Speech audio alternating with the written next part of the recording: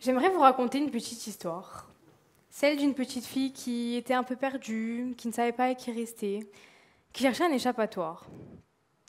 Un jour, elle a décidé avec sa mère de s'inscrire à la danse. Et là, elle a découvert sa passion. Depuis, elle n'a jamais arrêté.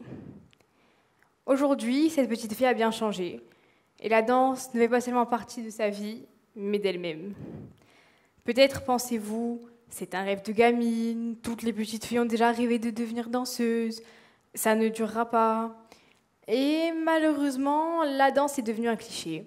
Mais pour comprendre ce qu'est la danse, il faut revenir à sa genèse.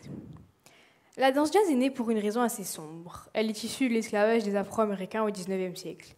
Ce style est une forme de liberté, la seule liberté qu'avaient ces gens.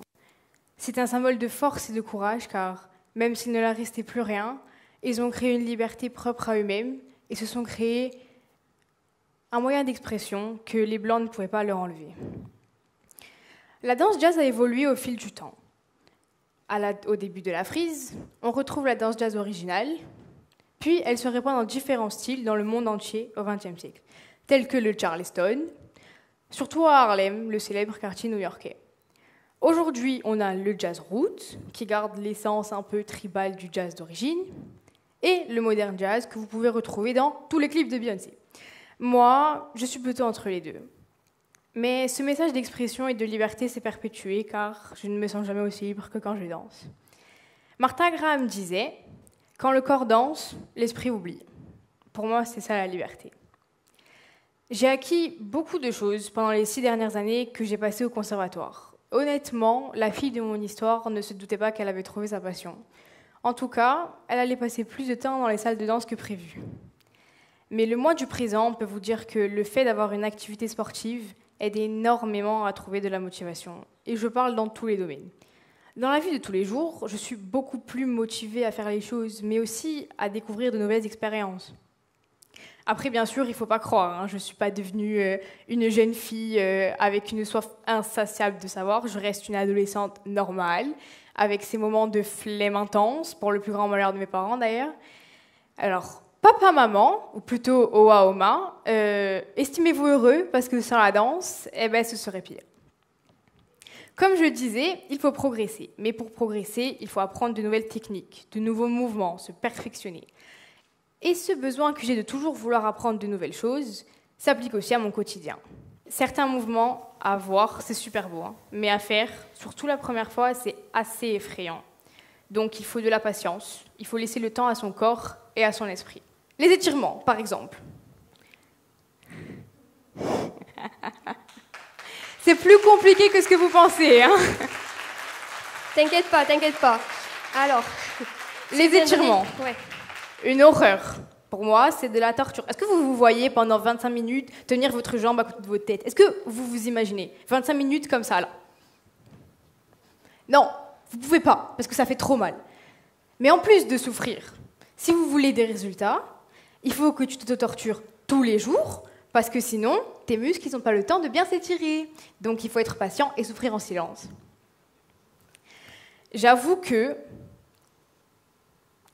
j'aime bien être la meilleure, parce que c'est flatteur. Personne ne peut dire le contraire. Quand on voit qu'on arrive bien à faire les choses, sans forcément être dans la prétention, on se sent quand même bien. Et quand on réussit un mouvement technique, et que tous les autres l'ont vu, on est fier. Est-ce que vous ne serez pas fier de réussir le tour le plus compliqué devant tout le monde? Qui ne serait pas fier? Levez la main. Ah, pourquoi vous ne serez pas fier, vous? Ok, voilà. Il n'y a pas de raison, donc j'accepte pas. Et puis, en voyant ça d'un autre côté, l'esprit de compétition m'oblige à me dépasser et à être exigeante envers moi-même. Après, dans un domaine comme celui-là, où ce n'est pas un sport collectif, le mieux, c'est de ne pas se comparer aux autres, parce que, en fait, c'est juste une perte de temps de s'apitoyer sur soi-même parce qu'on est moins fort qu'un autre, ou qu'on n'arrive pas à faire un mouvement que les autres arrivent à faire. Mais malheureusement, c'est la nature humaine, je pense, de se comparer, et il y a des moments où c'est vraiment compliqué de ne pas se sentir inférieur. Comme dans tout, il y a de très très bons moments, comme il y en a de très mauvais. Des fois, on ne peut pas s'empêcher de tout remettre en question. on se pose des questions. Est-ce que je suis assez forte? Est-ce que je vais y arriver un jour? Est-ce que je ne sais pas si j'ai ma place au milieu de toutes ces filles qui dansent tellement bien? Et cette question-là, je me la pose assez souvent en ce moment. Dans le système national de danse, on passe des examens pour monter en niveau. Il y a 2 examens simples, et pour le 3e, c'est les choses sérieuses, parce qu'on peut se professionnaliser. Tout le monde sait ce que ça veut dire professionnaliser? Ok, ça va. Bref. J'ai passé mon 2e examen de danse jazz cette année, que j'ai validé, mais pas comme j'aurais voulu. Cet événement était l'événement de l'année pour moi. Et j'ai donné toute l'énergie possible dans la préparation de la chorégraphie en question pour avoir toutes mes chances le jour J. Pour me rassurer, je m'étais dit que je l'avais déjà validé et que maintenant, il ne me restait plus qu'à donner le meilleur de moi-même pour avoir une mention. Ça n'a finalement pas été le cas. Mais je l'ai quand même validé, donc je monte d'un cran. Cette année, j'arrive dans un groupe où je connais pas particulièrement bien les filles de ce groupe. Le niveau augmente énormément. Et le fait de ne pas avoir validé cet examen comme je l'aurais voulu ne me met pas du tout en confiance pour la suite et me décourage un peu. Il va falloir ne pas abandonner, il va falloir tirer une leçon de mon échec, il va falloir retrouver l'envie, retrouver la force de se relever et essayer de voir les choses de manière positive. Mais tous ces efforts que j'explique,